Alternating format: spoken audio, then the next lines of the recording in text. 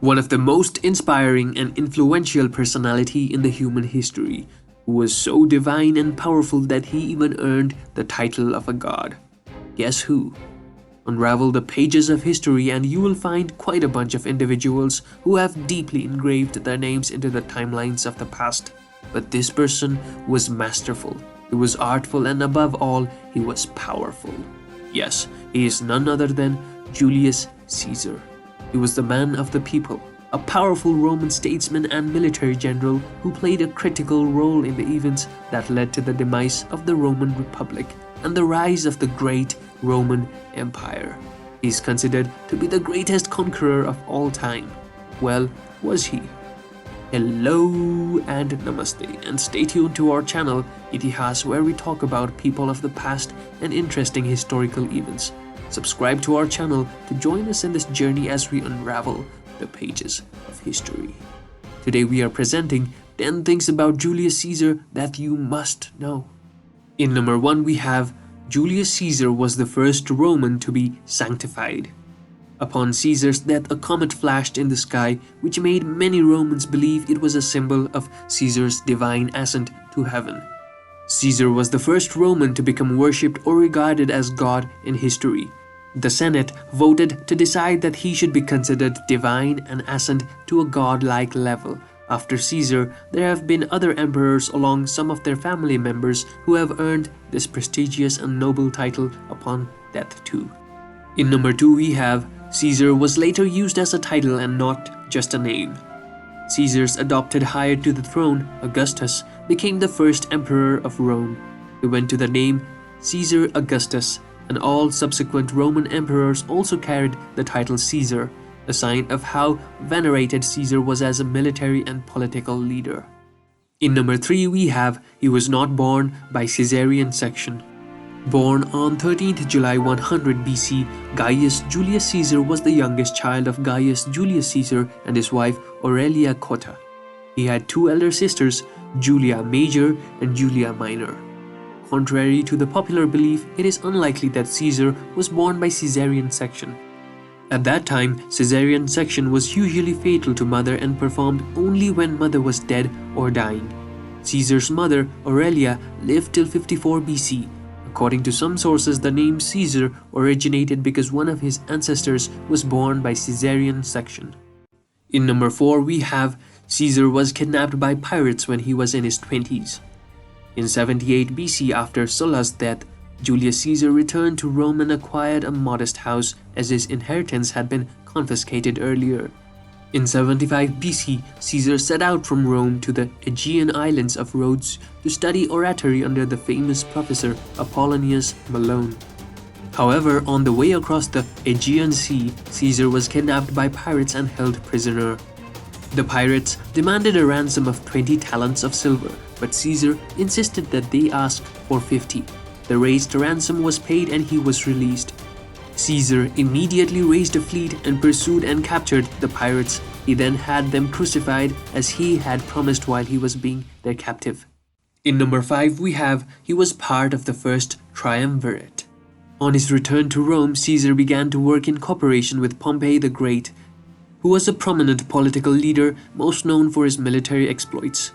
Caesar progressed within the Roman political system, becoming a quaestor in 69 BC, aedile in 65 BC, and praetor in 62 BC, and in 59 BC he became consul, the highest political office in the Roman Republic. While partnering with Pompey, Caesar also aligned himself with Marcus Licinius Crassus, who was a Roman general and politician cited as the wealthiest man in Roman history. Pompey and Crassus were intense rivals, but Caesar acted as a mediator between the two. Around 60 BC, they made an unofficial alliance known as the First Triumvirate. In number 6 we have Julius Caesar had a child with Cleopatra. In 48 BC, Julius Caesar traveled to Egypt on a mission to track down one of his rivals. There he met Cleopatra, who was entangled in a civil war with her co-ruler and young brother Ptolemy XIII. Julius considered himself the executor of the will of the siblings' late father, so he stepped in to help resolve the feud. This is where the Romanticism began. In 47 BC, She gave birth to a boy named Ptolemy 15 Philopator Philometor Caesar. The child was believed to be Caesar's, and Egyptians would refer to him as Cesarean, meaning Little Caesar. In number 7 we have his people devoted him. Like any leader who would work for his people, Julius Caesar was loved. He advocated for his people. He made many strides to reduce death, unemployment, and improve the Roman people's living standards. Caesar proposed new laws that redistributed lands to the poor and limited the amount of money that one single person could have on them at one time. He offered jobs to the poor to work in Rome overseas colonies and even granted citizenship to foreigners living in the Republic. Caesar constructed a new harbor, canal, Senate House, and the Forum Julium, which we can still walk through today. In number 8, we have Caesar sparked a civil war. Caesar ignited a civil war when he resisted the Senate's order and crossed the Rubicon River in 49 BC. This was a decision Caesar made after his terms as the governor of Gaul had expired. The Roman Senate commanded that Caesar disband his army and return to Rome.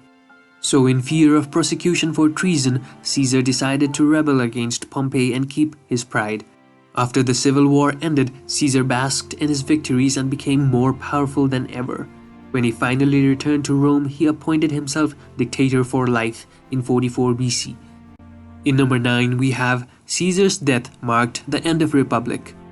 The whole point of Caesar's assassination was to prevent any one man from taking sole leadership in power as Caesar had.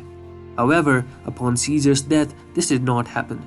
Caesar was loved and activities hereafter show. Mark Antony, Caesar's friend, gave a speech that engraved a fire in the hearts of the Roman people. This series of events sparked the liberation of civil war in which Mark Antony, Octavian, and the angry Roman people fought versus the conspirators of Caesar's murder.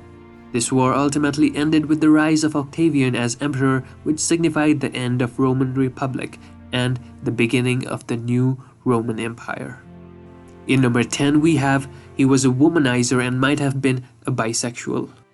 Julius Caesar married Cornelia in 84 BC, but their marriage was cut short due to her death in 69 BC. In 67 BC, he married Pompeia. In 62 BC, there was a woman-only celebration at Caesar's house in honor of Bonadea, a Roman goddess.